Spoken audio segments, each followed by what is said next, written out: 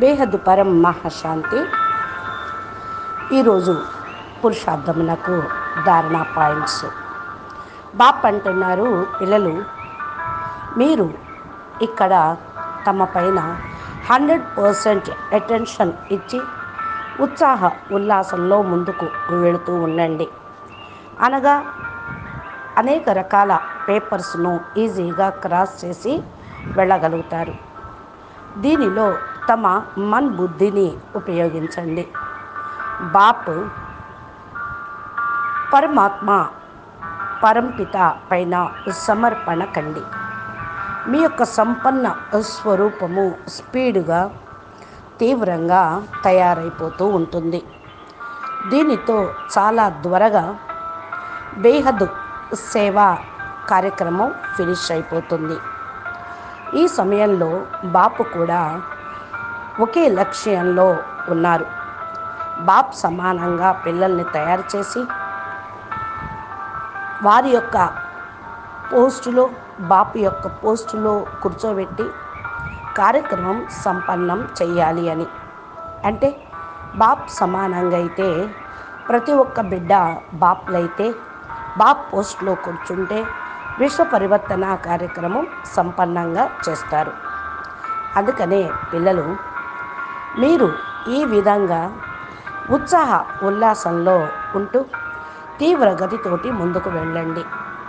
బాపుకు తెలుసు విజయీ రత్నాలైనటువంటి పిల్లలు విజయాన్ని పొందుతారు అని.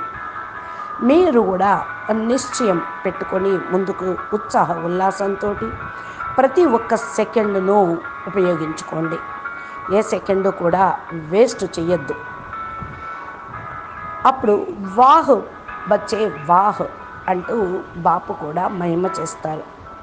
100% సమర్పణ బుద్ధి కలిగిన పిల్లలకి విజయ సమయంలో ఫస్ట్ నిశ్చయము నిశ్చింత స్థితి రావాలి. పిల్లలు చూడండి, బాప్ అయితే ప్రేమ సాగరుడు, విశ్వ కళ్యాణకారి, త్రికాలదర్శి.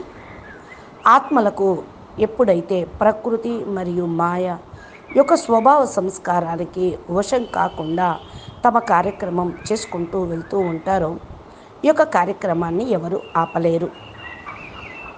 బాపు కూడా పిల్లల ఎడల చాలా ప్రేమ అనేది వస్తుంది. ఆత్మ ఏం కోరుకుంటుంది, ఏం చేస్తుంది? వ్యర్థంగా తమ లెక్కాచారాన్ని తయారు చేసుకుంటుందా? చూస్తూ ఉంటారు బాపూజీ. బాప్ అయితే విశ్వ కళ్యాణకారి, మరి ఆత్మల ఎడల కళ్యాణకారి భావన ఉంటుంది కదా.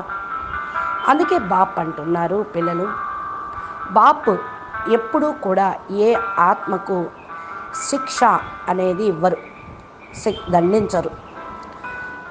ప్రతి ఒక్క ఆత్మ అంతిమంలో వారు చేసినటువంటి కర్మ అనుసారంగా వారు శిక్షలు వారికి ఫిక్స్ అయిపోతాయి.